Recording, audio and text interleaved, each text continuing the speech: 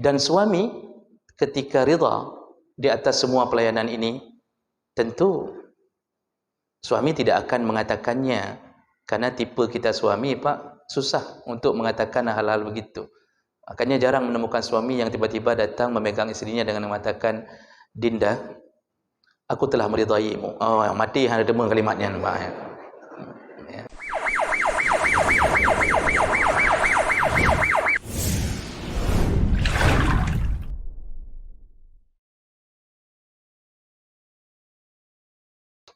Bapak Ibu jamaah salat maghrib dan Aisyah yang Allah muliakan insyaAllah, kita masih membahas fadilah orang-orang yang melaksanakan haji. Di pertemuan kita yang lalu, kita sudah membahas salah satu daripada janji Allah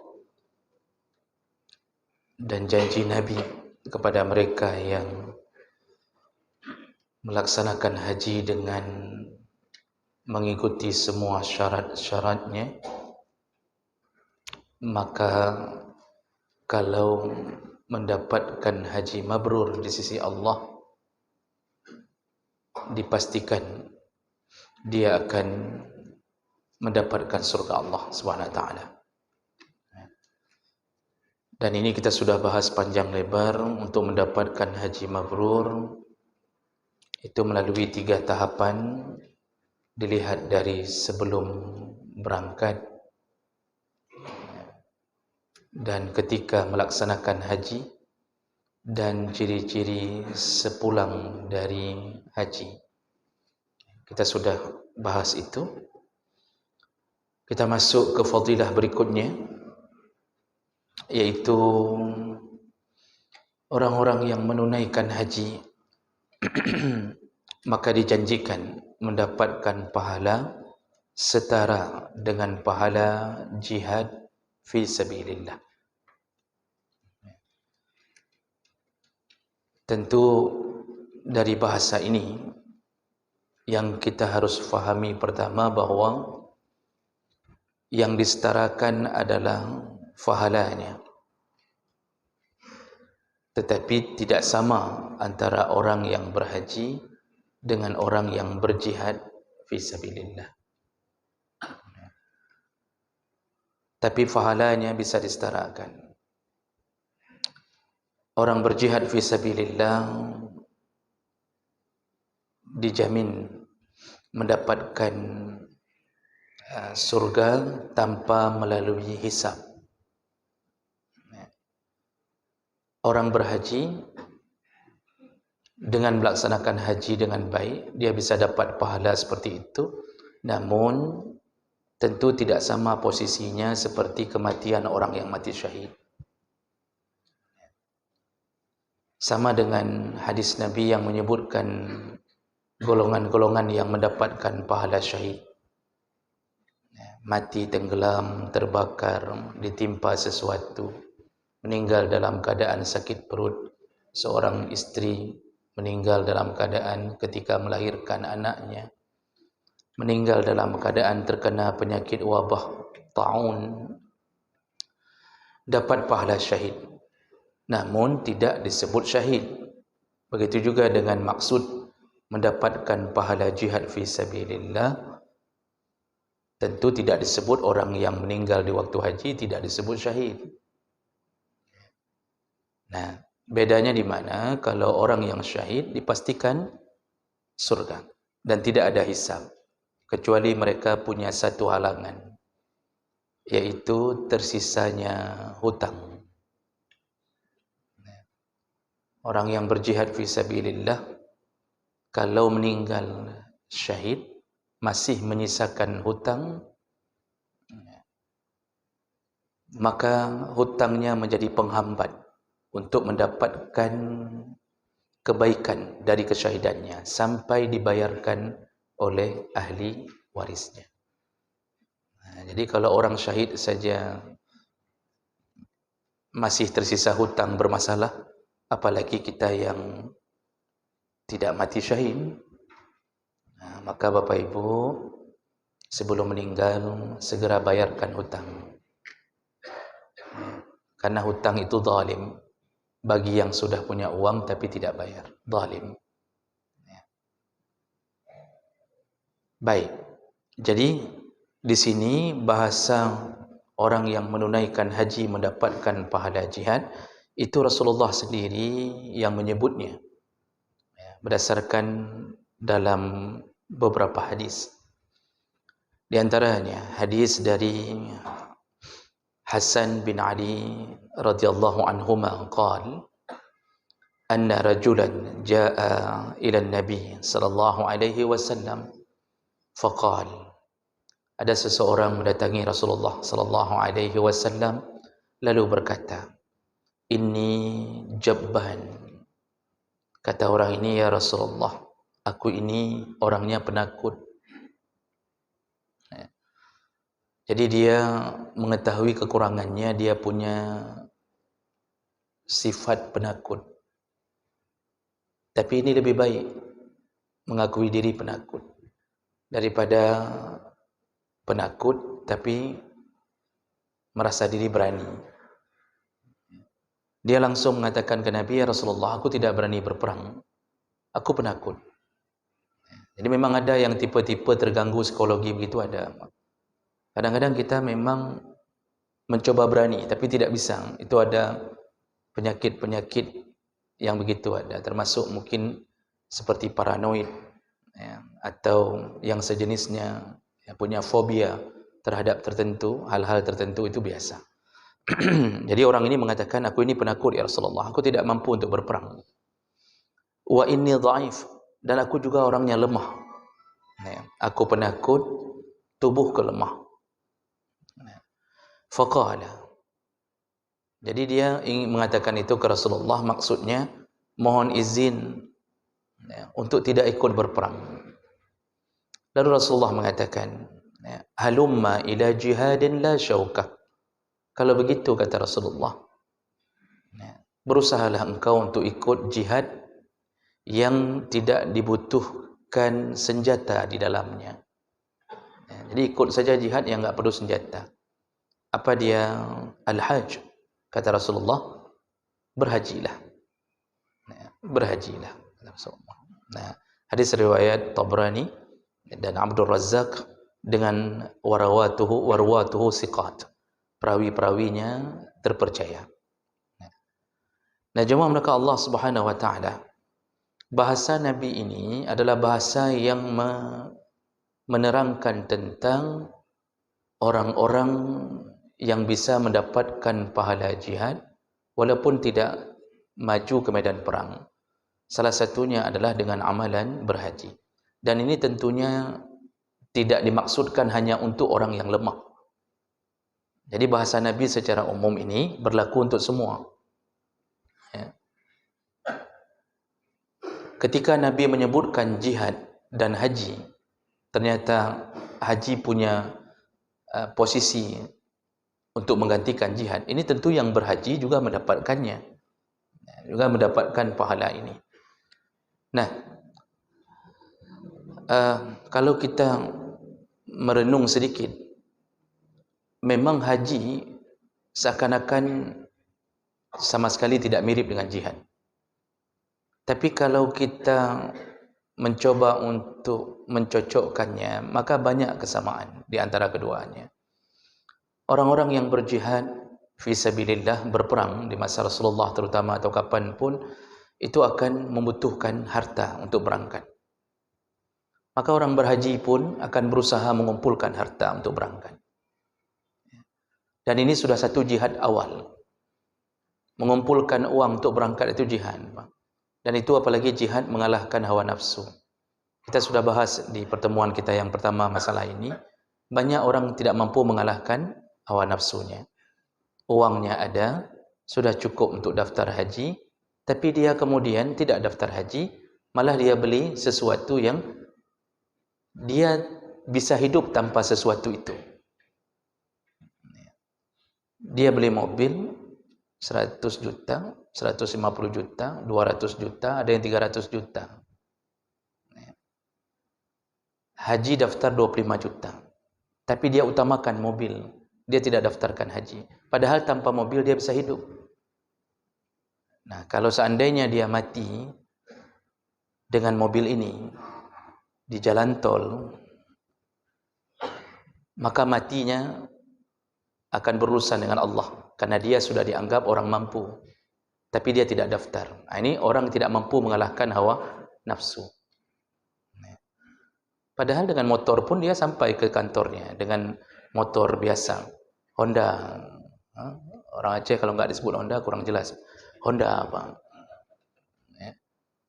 Bisa sampai, tapi dia tampakkan kemewahannya. Ini saja mengalahkan hawa nafsu. Itu bahagian daripada jihad fi sabilillah. Orang mau berperang di masa Nabi itu harus mengalahkan nafsunya untuk tetap tinggal di kampung, tidak mau mengeluarkan harta. Itu dia harus kalahkan itu. Makanya ketika perang Tabuk, perang Tabuk untuk menghadapi pasukan Romawi di 9 Hijriah, itu kan Abdullah bin Ubay bin Salul, ketuanya munafik di masa Rasulullah, itu berhasil mengganggu keteguhan beberapa orang dari kalangan orang-orang Arab pada waktu itu untuk tidak ikut berperang bersama Nabi. Kenapa? Karena pada waktu itu perang Tabuk harus berjalan sekitar 600 atau 700 km untuk menghadang pasukan Romawi yang telah menunggu di Tabuk. Dan mereka merencanakan menyerang Madinah. Jadi pasukan Romawi yang sudah terlatih pasukan perangnya merencanakan menyerang Madinah. Dan ketika mendengarkan informasi itu, Rasulullah segera menyiapkan pasukan. Walaupun ujung-ujungnya ketika Rasulullah memberangkatkan pasukannya, itu sampai di sana pasukan Romawi sudah mundur duluan. Mereka tidak nyangka 700 kilometer ditempuh oleh Nabi dan pasukannya dengan hanya bermodalkan unta dan kuda. 700 kilometer kan Pak dari Medan Banda Aceh itu. Medan Banda Aceh dengan kuda, unta, bukan lewat jalan aspal, melewati padang pasir. Waktu perang Tabuk itu terjadi, itu cuaca sangat ekstrim, sedang musim terlalu panas. Makanya dalam surat Taubah Allah cerita tentang perang Tabuk. Waktu orang munafik mengatakan kepada beberapa sahabat Nabi, waqalu la tanfiru fil har. Kata orang munafik yang dipimpin oleh Abdullah bin Ubay, jangan engkau berangkat di dalam keadaan sedang panas begini. Apain kita berangkat perang? Enggak ada kerja. Ini kan cuaca panas.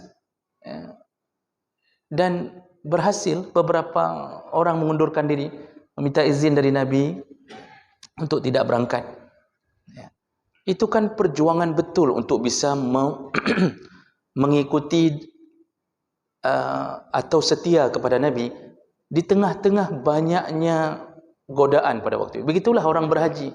Di tengah banyaknya godaan, dia perlu ini, dia perlu itu. Dia pasti membayangkan kebutuhan yang tidak cukup-cukupnya.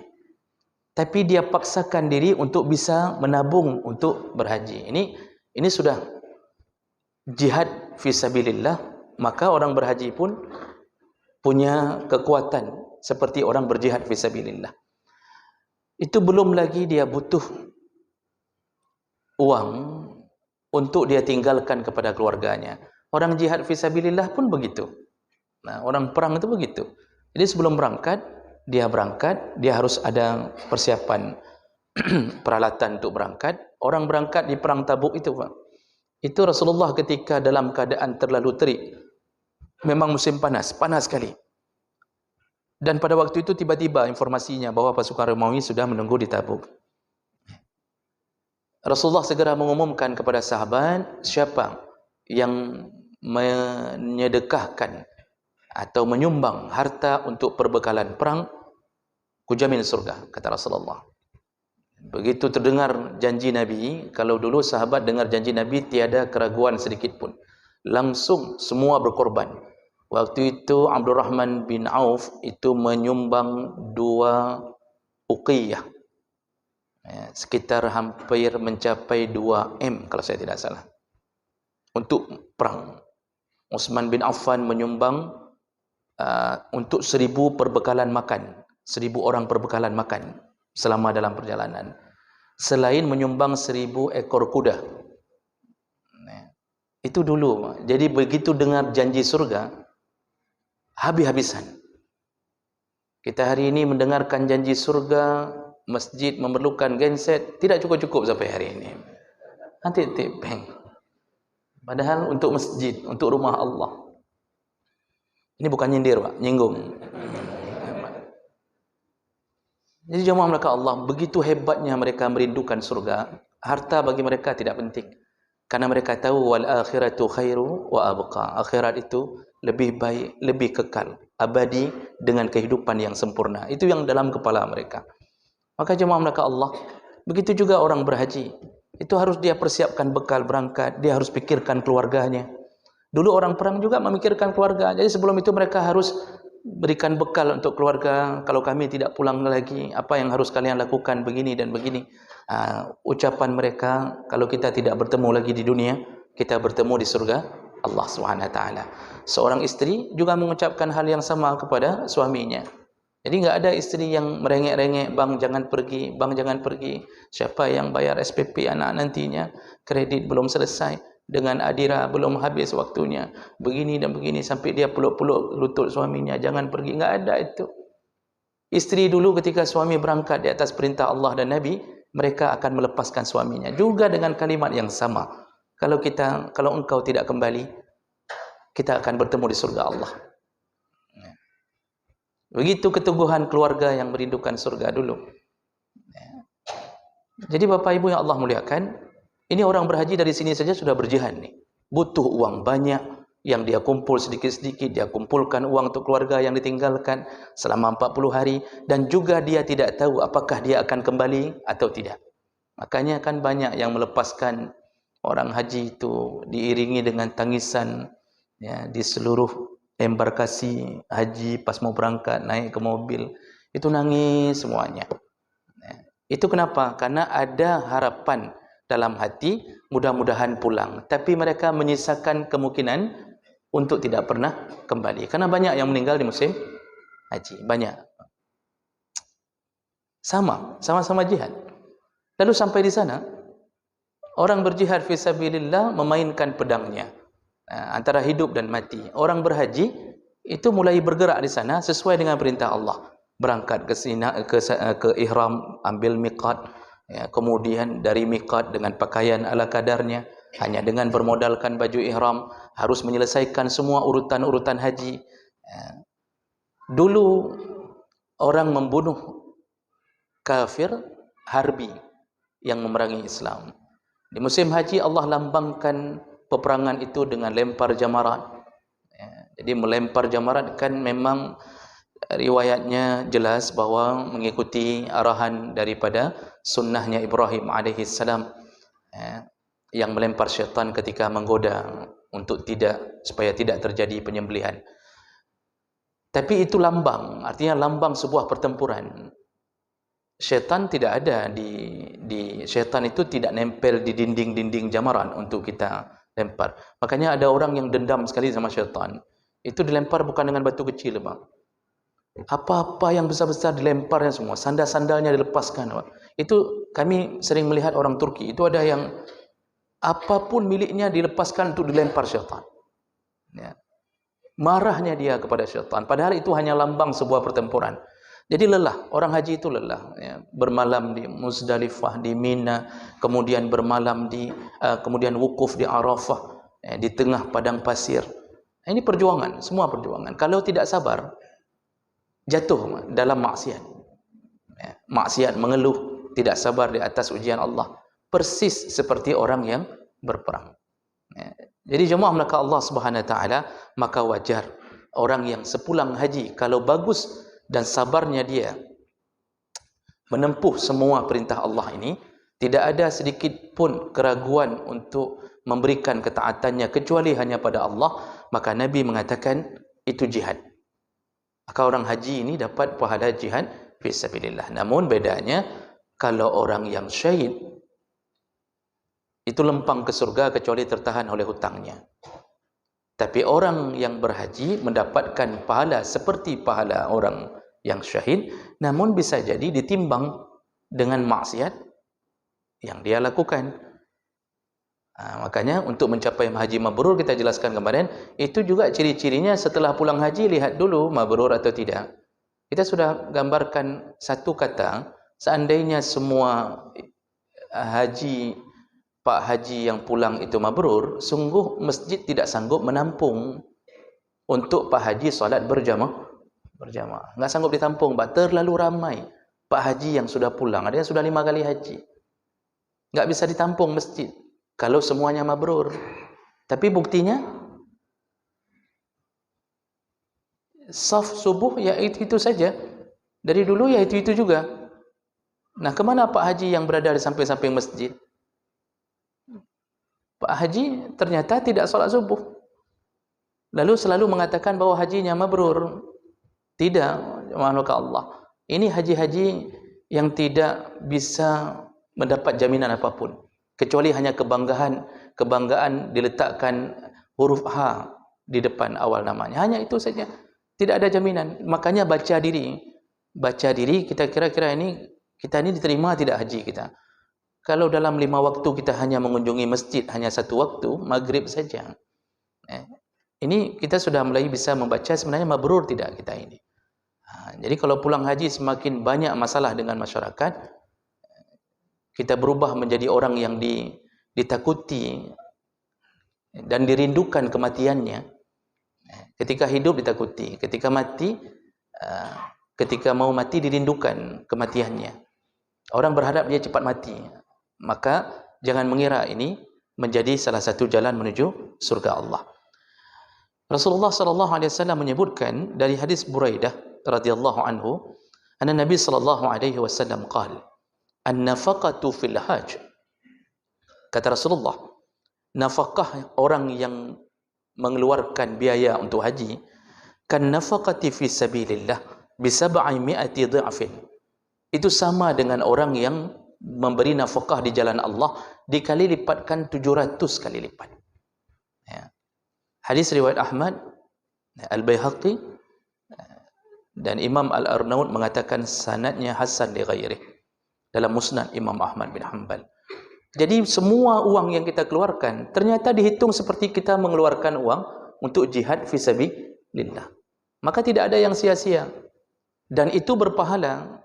100 rupiah berpahala bagi mereka yang sedang berjuang untuk bisa berhaji. Semua yang dia habiskan di sana, yang tujuannya untuk tegaknya pelaksanaan haji tersebut demi ketaatannya pada Allah, semua dihitung sebagai harta yang dia keluarkan jihad fi sabilillah. Kecuali dia mengeluarkan harta haram. Itu bukan dapat pahala, malah menimbulkan dosa. Dan Allah tidak akan terima amalan apapun yang bercampur dengan harta haram, tidak akan diterima. Rasulullah sallallahu alaihi wasallam mengatakan, la tuqbalus salah, tidak akan diterima salat liman la wudu'a lahu wala sadaqatan min ghulul. Allah tidak akan terima salat bagi yang tidak berwudu, dan juga Allah tidak akan terima apapun sedekah dari harta yang ghulul, harta haram diambil dari hasil pengkhianatan. Kita sudah sebutkan, Pak, kerja khianat, kerja nipu orang, kerja zalimi orang, lalu kita mengumpulkannya untuk berhaji. Jangan harap Allah Subhanahu wa taala mau menerima. Innallaha thayyibun wa la yaqbalu illa thayyibah. Allah itu baik dan Allah tidak akan terima apapun kecuali dari sumber yang baik-baik saja. Ya. Makanya bagi yang pernah berangkat haji dengan uang-uang korupsi, dengan uang-uang yang kira-kira bermasalah, tolong daftarkan sekali lagi haji. Mudah-mudahan kali ini bisa diterima dengan baik oleh Allah Subhanahu wa taala. Berarti yang daftar sekali lagi kita tahu dulu bermasalah berarti. Maka waktu daftar jangan kasih tahu lagi kami. Ya. Namun walaupun begitu, mengulang-ulang haji itu tidak dianjurkan selama kita berhadapan dengan kebutuhan yang lebih utama. Menolong fakir miskin, anak yatim, menolong keluarga, ya, itu lebih utama daripada mengulang haji. Ya. Dan mudah-mudahan, kecuali kita yakin haji kita itu batal, apakah tidak sempat wukuf di Arafah, nah itu yang membuat haji bisa batal. Nah itu silahkan diulang. Ya. Dan haji-haji yang telah berlalu, bermohonlah kepada Allah semoga Allah menerimanya. Khusus bagi perempuan, ada catatan dalam hadis Nabi, dalam hadis riwayat Bukhari, bahawa perempuan itu tidak diutamakan berjihad di medan perang. Karena perempuan banyak kehormatan yang akan dilanggar kalau dia berjihad di medan perang. Auratnya terbuka, dia bisa dilecehkan di medan perang.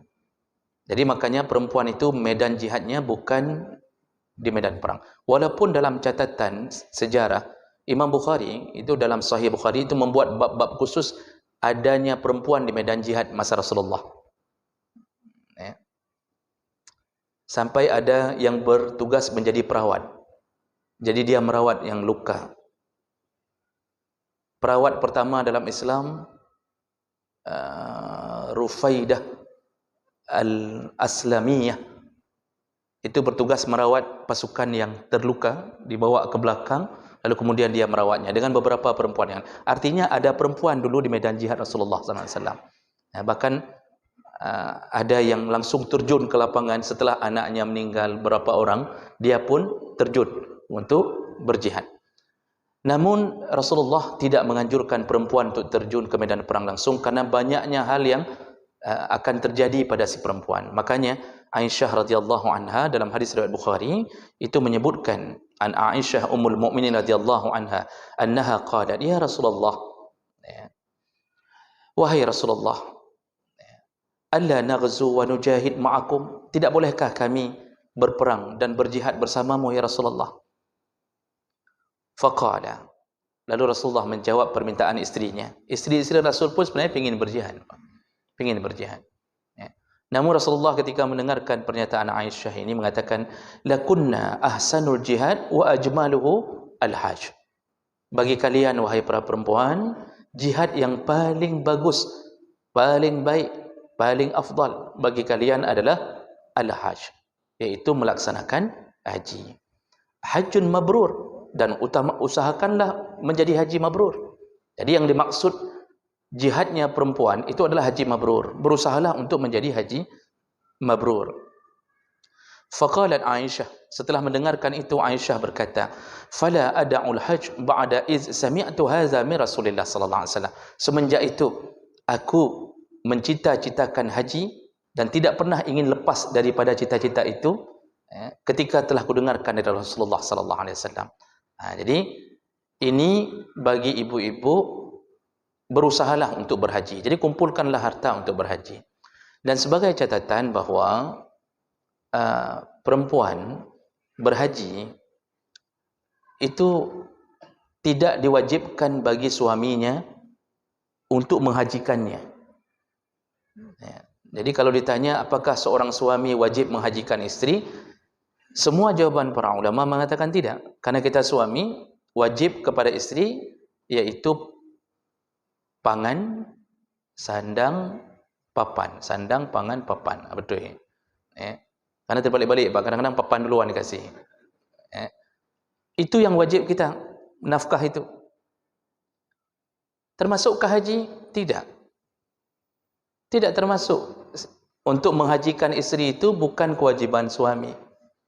Maka istri itu berusaha menyimpan sendiri hartanya untuk bisa berhaji. Nah, tapi kalau ada suami yang kemudian menghajikan istri, jadi dia berusaha dia hajinya bersama istri, maka istri ini sungguh telah menjadi istri yang beruntung mendapatkan suami yang saleh. Walaupun suami mungkin sambilan mengusahakan istrinya haji, sambilan ada yang ngurus dia. Tapi itu masalah niat sambilan itu, tetap pada intinya dia dapat pahala menghajikan istrinya. Nah, ini hadiah dari suami yang terindah ketika bisa menghajikan istri. Ya, maka yang model-model dapat suami begini, ibu-ibu, itu jangan sepulang haji ditelantarkan suaminya. Jadi kalau suami setruk, itu tolong peliharalah baik-baik. Dan jangan ada sedikit pun kata-kata yang menyakitkannya, karena dia telah memberi hadiah di luar kewajiban dia. Ingat-ingat kembali ketika masa-masa sama-sama berjuang di kemah-kemah di Mina, Muzdalifah, di Padang Arafah, berjalan bersama, itu diingat-ingat kembali. Dan perlu diingat-ingat bagi para istri bahawa ridha suami itu adalah jalan paling pintas untuk menuju ke surga Allah SWT. Rasulullah mengatakan, ayyumam ra'atin matat, semua istri yang meninggal dunia atau lebih dahulu meninggal suaminya, wa zawjuha radin anha, dan suaminya ridha kepadanya. Ridha ini ridha dengan pelayanannya selama ini. Jadi waktu meninggal suami teringat dengan kebaikan istri selama ini dari hal-hal yang sederhana, Pak. Menyiapkan makanan, membuatkan teh setengah panas, lalu mengeluarkan roti kongguan untuk diberikan ke suami, disuapkan ketika suami sakit, diurut. Ini semua pengorbanan istri. Dan suami ketika ridha di atas semua pelayanan ini, tentu suami tidak akan mengatakannya, karena tipe kita suami, Pak, susah untuk mengatakan hal-hal begitu. Makanya jarang menemukan suami yang tiba-tiba datang memegang istrinya dengan mengatakan, Dinda, aku telah meridaimu. Oh, yang mati ada demo kalimatnya, Pak. Tidak ada. Yang tahu hati dia siapa? Allah. Kalau dalam hatinya mengatakan, inilah istriku yang telah berjuang untukku, cukup pengakuan itu, istri dakhalatil jannah, wajib masuk surga. Makanya ketika suami berjuang menghajikan istri, berbaik-baiklah membalas kebaikan. Namun suami pun harus tahu diri, masa baiknya cuma menghajikan saja, pulang haji seperti biasa lagi, Pak. Ditendang istrinya, kemudian disakiti, dipukul, disangkutkan di kipas angin, dimasukkan ke kulkas. Pokoknya asal ada masalah, tetap istri jadi korban. Nanti ujung-ujungnya terjadi perceraian. Lalu mengatakan bahwa istri durhaka gara-gara minta cerai. Wajar kalau istri minta cerai, kalau model tipe-tipe suami yang model begini. Jadi jemaah maka Allah Subhanahu Wa Taala, sungguh baik seorang suami yang mau menghajikan istrinya. Ini juga kesempatan istri berhaji dengan sebaik-baiknya mahram, dengan sebaik-baiknya teman, yaitu dengan suaminya. Jemaah maka Allah Subhanahu Wa Taala. Lalu perkara kedua yang perlu kita ketahui seputar jihadnya istri, jihadnya seorang perempuan dalam masalah berhaji. Khusus perjalanan haji itu adalah perjalanan wajib. Artinya, istri dasarnya diminta untuk ditemani dengan mahram. Itu hukum dasarnya. Kata Rasulullah, tidak boleh seorang perempuan, la tusafirul mar'ah, tidak boleh seorang perempuan melakukan perjalanan yang kira-kira kadarnya lailan wa naharan, yaitu yauman wa lailah, sehari semalam, kecuali ditemani oleh mahram. Bagaimana hukumnya dengan perjalanan wajib? Kalau perjalanan yang tidak wajib, wajib ditemani mahram. Wajib ditemani mahram. Tapi perjalanan yang tidak wajib, perjalanan yang wajib, jadi kalau perjalanan rekreasi, perjalanan kemana-mana, ke Medan segala macam, itu hukum dasar perempuan harus temani mahram. Tapi ketika bicara tentang perjalanan haji, ini perjalanan wajib. Istri sudah punya gaji, sudah terkumpul uang, dia daftar sendiri dengan uangnya. Syaratnya adalah ditemani mahram, syarat dasarnya. Namun bagaimana hukumnya seandainya suaminya meninggal atau tidak ada anak-anaknya dan tidak ada orang yang bisa menemaninya dari golongan mahram? Mazhab Malik dan mazhab Syafi'i itu mengatakan bahawa dalam perjalanan wajib, seorang perempuan seandainya tidak menemukan mahram, maka boleh digantikan oleh sekelompok perempuan yang terpercaya.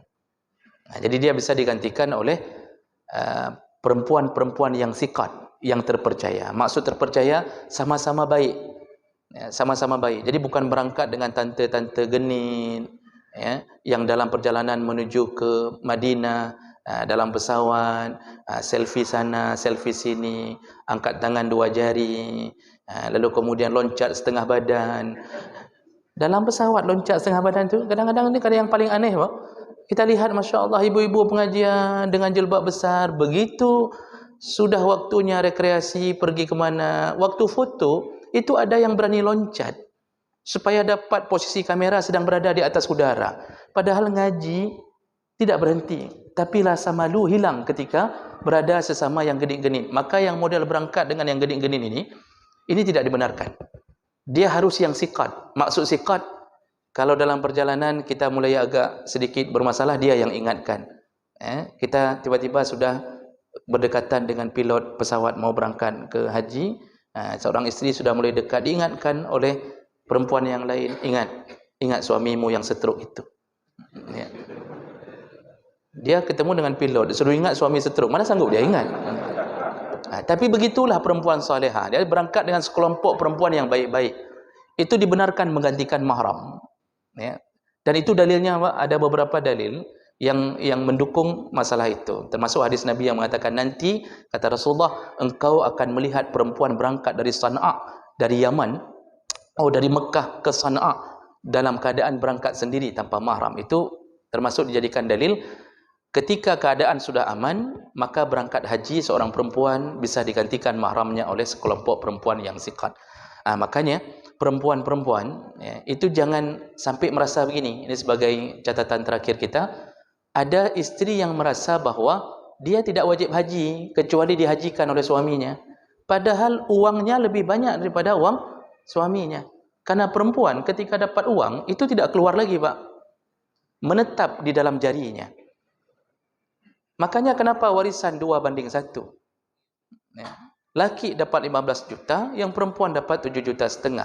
Karena laki walaupun 15 juta, dalam hitungan bulan habis. Untuk beli chip game judi online saja enggak cukup. Perempuan dapat 7,5 juta lengkap, melingkar di jarinya, tidak keluar-keluar.